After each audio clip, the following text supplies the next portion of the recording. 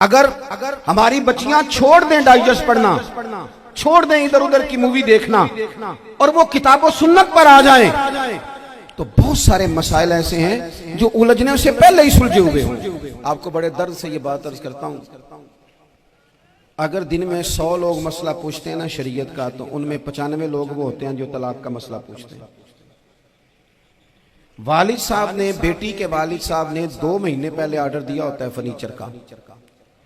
بیٹے کی شادی ہو تو مہینہ پہلے شیروانی والے کو بھی کہنا پڑتا ہے،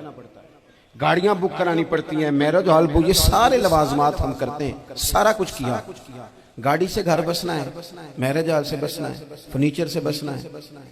ہم نے سارا کچھ ان کو بتایا۔ لیکن کاش 2 گھنٹے بچی کسی معلمہ کے پاس جاتی، بچہ کسی استاد کے پاس جاتا، نکاح طلاق کے مسئلے بھی سیکھتے۔ میں دعوے سے کہتا ہوں اگر ہمیں پتہ چل جائے کہ 3 طلاقیں اکٹھی نہیں دینی چاہیے، کیونکہ دے دیں تو ہو جاتی ہیں، اگر ہمیں سمجھ آ جائے کہ نہیں دینی چاہیے، یہ مسئلہ بیان ہو، اور یہ والے مسئلے ہم محفلوں میں بھی نہیں بیان کر سکتے، اس لیے کہ لوگ کہیں گے مسئلہ تو وہ بیان کریں گے، اس پہ نعرے لگیں گے، آپ قوم کو یہ کیا بتا رہے ہیں، یہ تو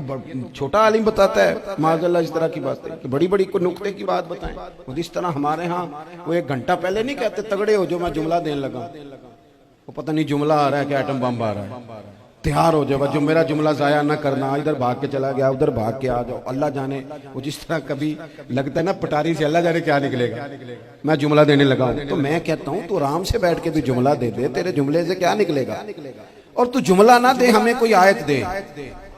تو جملہ چھوڑ ہمیں کوئی حدیث پاک سنا۔ یعنی ہر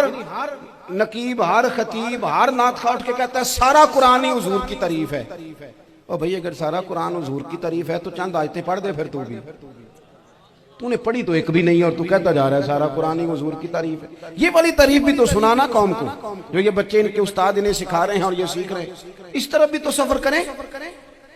تو میرے عزیز اگر لوگوں کو مسائل کا پتہ چلے تو سینکڑوں گھر بچ جائیں تباہ ہونے سے، بڑے بڑے گھر بچ جائیں، لیکن مسائل نہیں آتے۔ میرے پاس مسئلہ پوچھنے کے لیے کچھ لوگ آ گئے تو 4-5 سال کا بچہ بھی تھا جس کے والد نے غصے میں اپنی بیوی کو 3 طلاقیں دی، تو چھوٹا سا بچہ، کپڑے بھی پٹے پرانے، اور حالت بتا رہی تھی کہ غریبی ہے۔ تو جب میں نے مسئلہ بتایا کہ 3 طلاقیں ہو گئی ہیں تو واپس جانے لگے، تو بچہ مجھ سے کہتا ہے، دیہاتی آدمی، تو کہنے لگا مولوی صاحب میری اماں تے نانی کہنی اسن پوچھ کے آئیں آپ کہ ہن اسی لہدا لہدا ہی رہنا ہے۔ تو اس بچے کی نونہال کی وہ کیفیت دیکھی تو میں رو پڑا۔ میں نے کہا یار یہ بچہ بیچارہ ماں باپ کے ہوتے ہوئے یہ یتیموں جیسی زندگی گزارے گا کیونکہ باپ نے طلاق دے دی،